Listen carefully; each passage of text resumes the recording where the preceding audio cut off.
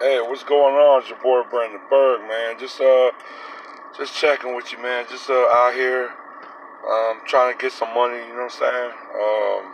Really nothing really changed. I really want to start this. I want to start this fun fact of history. I've been kind of slow with actually uploading um, the fun fact of history. Um, Pretty much a video series, I'll call it.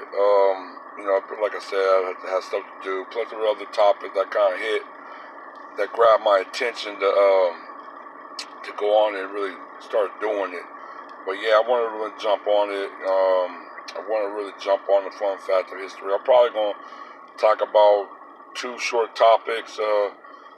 One's is more of a like a dance or a celebration, but something of a custom, and the other one's like a person and civilization. I don't really want to touch on those. The first thing is Capoeira. Capoeira, from Brazil. It's a martial arts origin out of West Africa, presumably Angola. Um, the word Capoeira actually come from a Tupi word. Now, Tupis actually were it's an indigenous language, for the meaning of jungle, and the reason why they named that fighting style in martial arts as capoeira is a jungle, because many of the slaves that was running away from the plantation in Brazil basically hid in those jungles, and that's where they pretty much hid, and they hid out. I think like 40% of the slaves that went to Brazil came from Angola. Because capoeira is really old. I mean, it's in term of somewhat of a Western Hemisphere martial art. Yeah, it's old, but it's relatively new. Um, but it started in the 1600s. I mean, not 16. Well, it started in the 16th century. So if you think about, if it's the 16th century, it means it started around 1500s. So from Portuguese. That was a Portuguese colony at that time, and so there was a lot of slaves that actually was transported there. I think, like I said, 40% went there from Angola. Came from the slave. 40% of the slaves came from Angola, but they developed that in protection of their slave masters. You know what I'm saying? Because I know there's a lot of beatings, so what they normally they disguise their martial arts as part of a dance. And while they're doing the dance, they're actually performing martial arts skills. And I mean, actually, was very popular, very intricate. Because actually, if you look at breakdancing from hip hop, its origins out of capoeira. And if you look at the MMA, a lot of their origins come from capoeira. You know what I'm saying? Not just what they stem as Bruce Lee, but because Bruce Lee even incorporated some capoeira in some of his martial arts forms. So it kind of lets you know how very intricate them Africans were at the time of when they were creating the martial arts. You know what I'm saying? Basically, it consists of basically their feet and the movement of really being hand bound. Because when you think about it, the slaves, your hands was kind of bound, but your feet wasn't. So it's a lot of footwork in capoeira. Plus, it's a dance to it that would disguise the capoeira. You know what I'm saying? So you're thinking as an enemy, you're thinking they're dancing, but they're not. They're prepping to really do some damage to you. But yeah, it was a real intricate part of Brazil. culture, like samba. Samba have African roots as well, um, stemming back from slavery. Um, it has a lot of African presence in there. I know some people in South America tend to not acknowledge the African roots and the African origins that and where some of their culture stem from and been orchestrated from. So, but yeah, man, capoeira is the African martial art.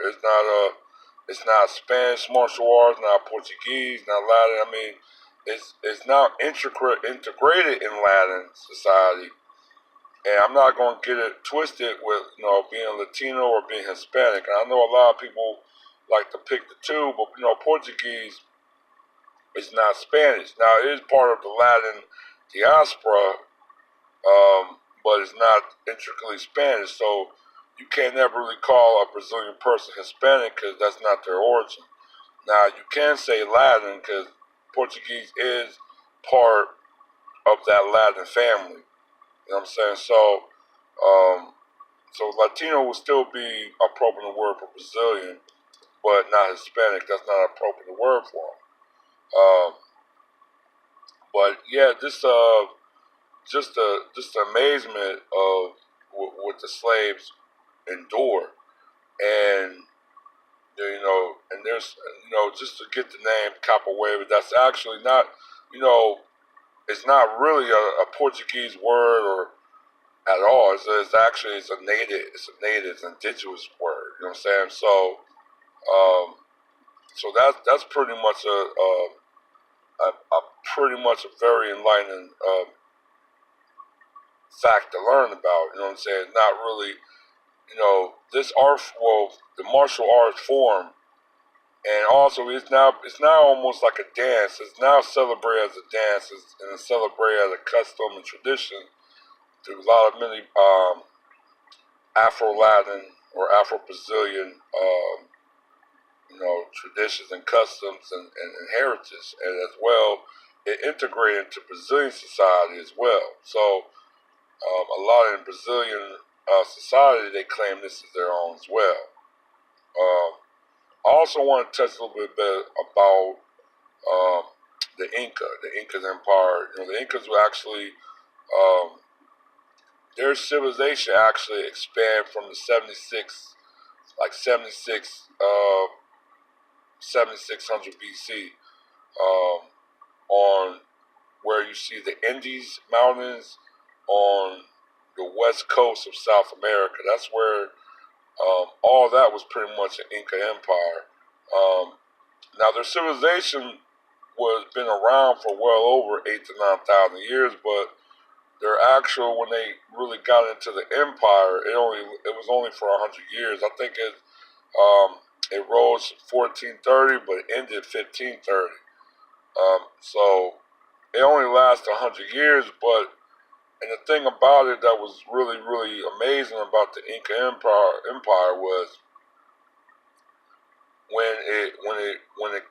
when it was established, it didn't have no riding system or no wheeled vehicle to really propel their society and their economy.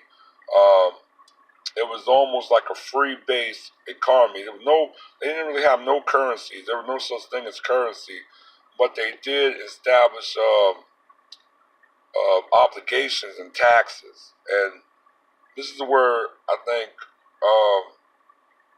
I think maybe I don't think it was more of a feudal slave and um,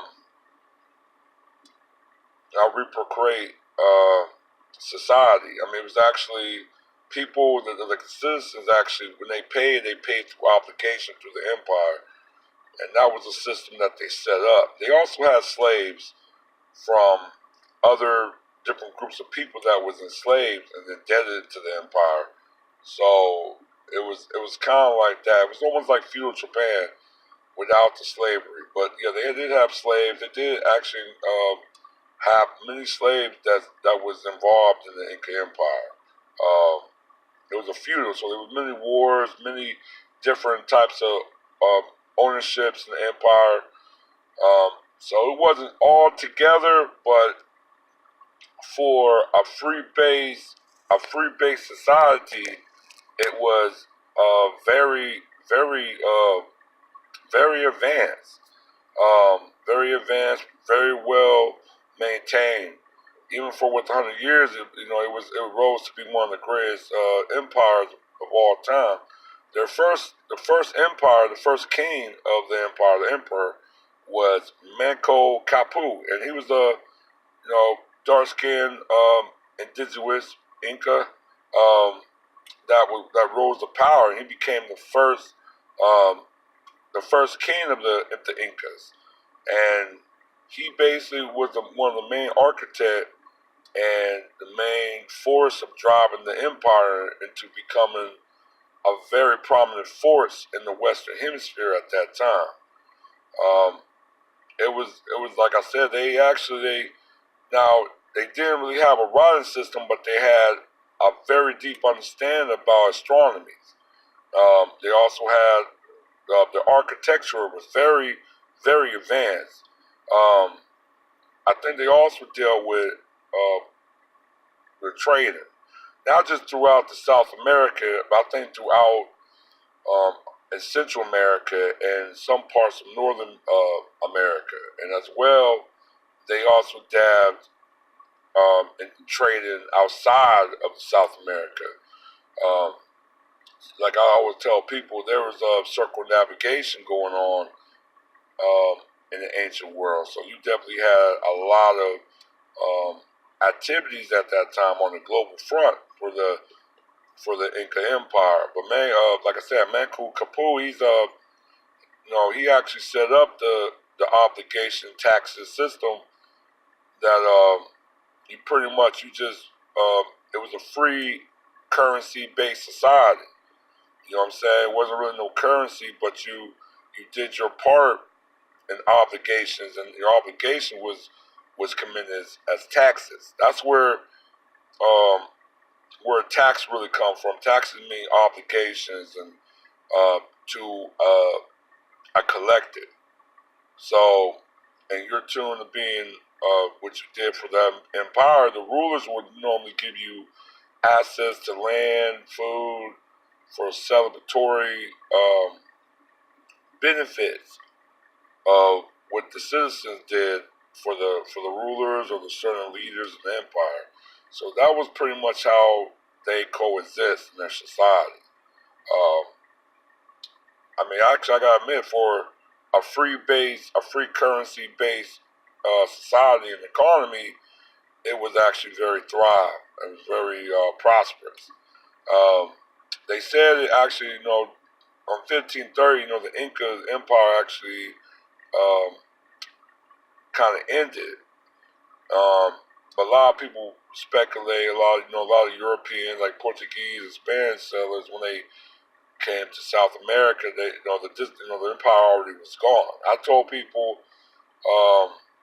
I don't think it was gone. I think it was, uh, it was probably certain things that was going on. But I think European had their hands in that. I don't think it was just disappeared. You had a civilization that thrived out there for damn near 8 to 9 thousand years. So for a civilization to just disappear, um, I don't really believe that. Especially in America education system, what they talk about, I don't really believe that at all. I think they were, probably in the early 1500s. I think they maybe encountered the Portuguese and Spaniards, and you know, and what happened, because they had a lot of wealth. They had gold, they had silver, they had bronze, they had the cocoa plant was also developed out there as well, and sugar, and that's where chocolate was, because they were also manufacturing chocolate. So you had a lot of different resources and wealth in that empire that I think European settlers or explorers saw, and they took some. They took some. I think the mystery what they put as for the Inca, I think is right on the wall. I think it's conspiracy. It's just historic, but I think it's still conspiracy. But but that's pretty much conclude my fun fact of history. At least for South America part, I know a lot of people need to maybe really. I know a lot of people really know about the Capoeira and then the origin of that. Um, as some people probably know the Capoeira, the Inca origin, but when you think about the Inca origin, it was a very interesting society they had, a very interesting civilization. Um, how they stemmed their society and their economy on a free currency based society. Um, and they were actually pretty successful. I mean, for 100 years they were thriving. So whatever they were doing was working. You know what I'm saying? Um, so I always tell people maybe a free currency based society can maybe work in this day and age. But the thing about it, you got a lot of people in a dumb society as Europeans. They they can't see themselves just doing doing obligations for the sake of the society. You know what I'm saying? So that just it's just they're not programmed to be that way. So that type of that type of society will never ever, I will not say exist because it did exist, but in this day and age, it will never happen again. And that's the way it is. It didn't have, like I said, now many society and definitely of indigenous had those type of free base, free currencies societies. Europeans never had that type of society. It was always money, currency driven taxes. A lot of greed, a lot of corruption. So, um, but that's pretty much conclude my fun fact of history. But yeah, I'll probably drop another one because I know I haven't really been on that part of my series, but I'm gonna get back into it. But yeah, definitely, hit the likes, hit the comment, and let's chop it up. All right, one.